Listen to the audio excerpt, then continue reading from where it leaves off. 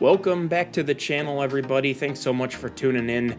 We've got a special video planned for you here today. We're going to recap my experience heading out to the Amherst Railway Historical Society Train Show in Springfield, Massachusetts. I set out on Thursday morning with my buddy Mike, and we made it to the show around noon, checked in, got our credentials for volunteering at the NMRA booth, and then headed to Connecticut to go operate on Mark Herrick's BNSF Montana division, and boy, what a treat it was. Mark's layout is absolutely beautiful. Had the chance to run a couple of different jobs, one local and this road train. Didn't get the chance to take a whole lot of video just because, the main focus was operating, but while I had the road train out and about, I made sure to take a couple of quick videos because boy is Mark's layout ever worth taking video of.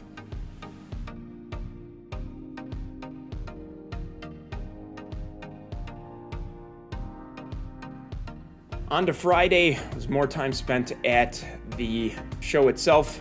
Final prep was done. Here's just a quick look at the NMRA booth once everything was set up, technically on Sunday, but didn't get any video Friday. And then here is the mass coming in the door. It was a very frigid Saturday, but still people came out. Here's a quick look at the Lombard Hobby booth. Holy cow, were they blowing out locomotives. $125 for a DCC and sound locomotive, ESU, and then they had some Athearn ones as well for even cheaper with Tsunami 2 sound if that's your jam. Here's my buddy Chris with Wallace Locomotive Works booth. Met him at the show. It was really great to do that. I've been using his stuff forever in my locomotive projects and got more of them to do here soon. So this is the Hub Division's HO scale modular layout. I got the chance to meet a bunch of Hub Division members when they were out in Rochester for the Northeast Regional Convention. So it was really cool to just stop and check out the layout that they've got building here, or have already got built rather, for all of these special events like this. Didn't get the chance to catch up with any of the Hub Division guys that were out here at the convention, but it was still very cool to see the layout that they are building, without a doubt.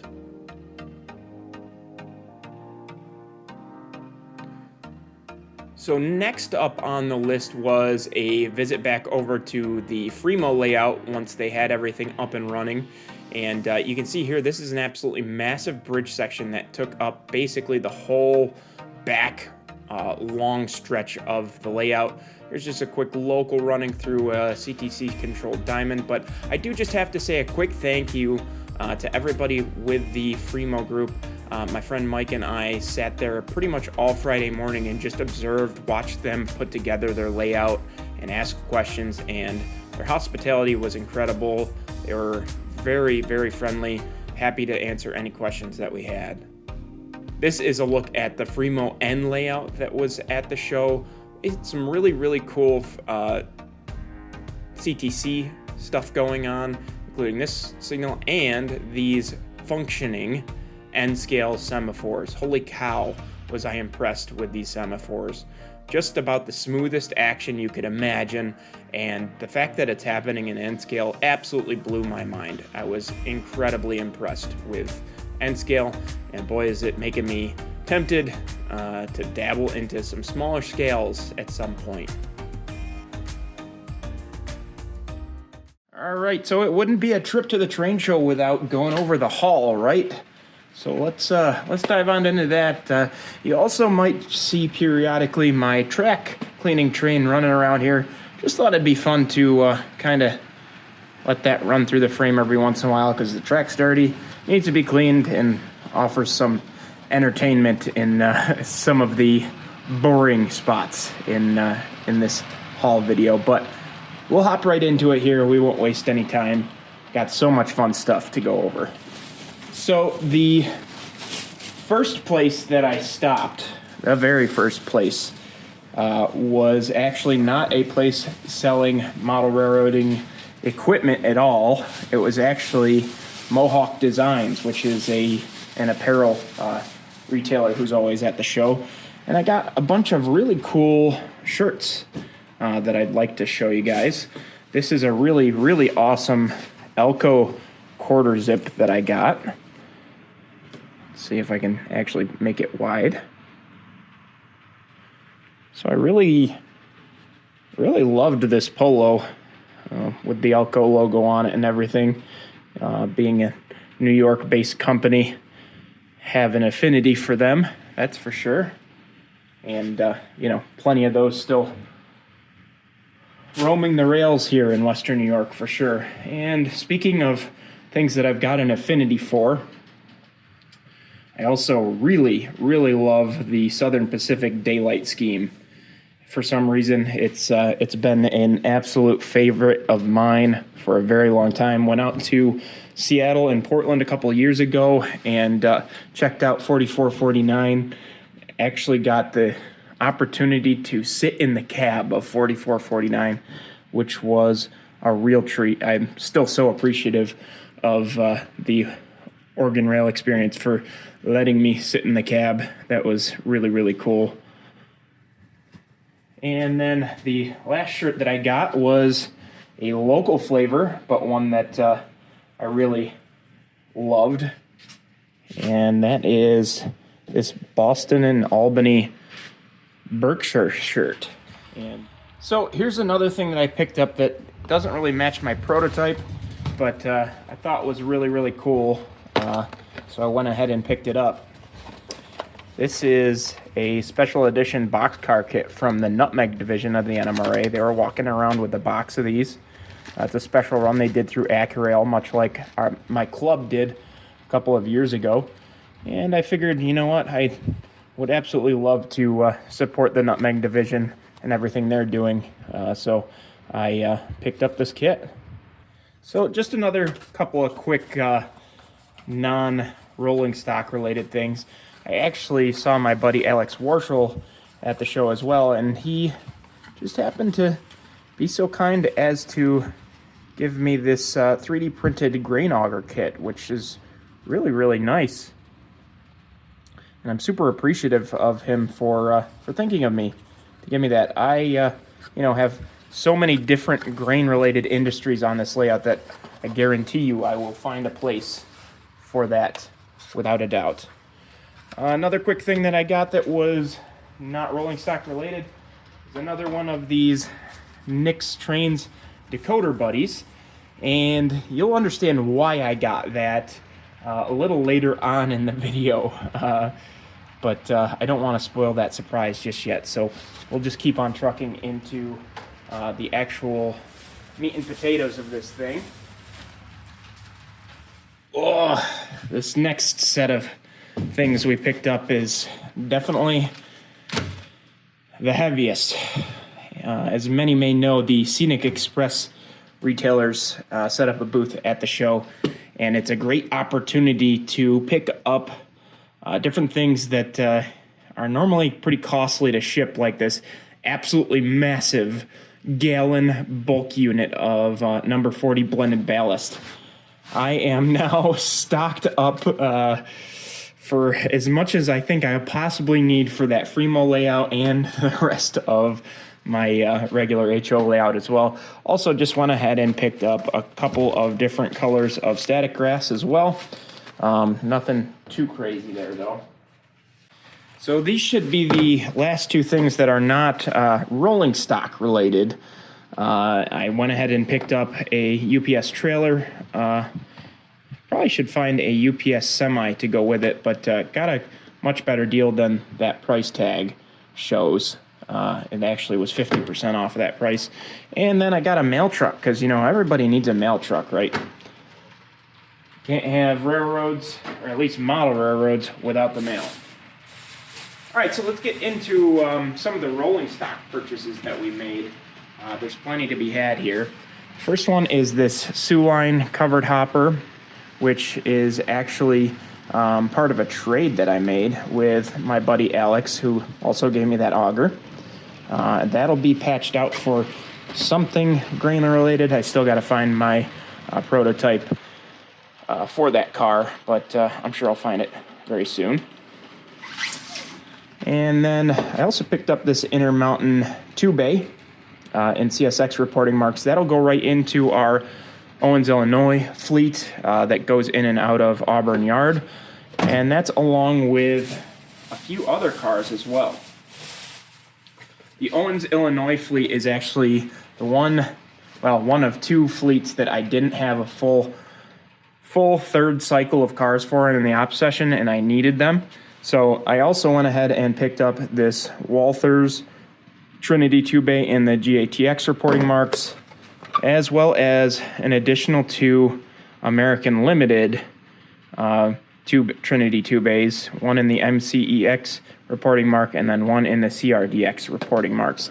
I'm not entirely sure if those are the right cars for hauling silicate, but they'll work for me. And then the next car here is actually another one that is an additional car that I needed to fill out the final part of a cycle, and that was for Auburn Metal Processing.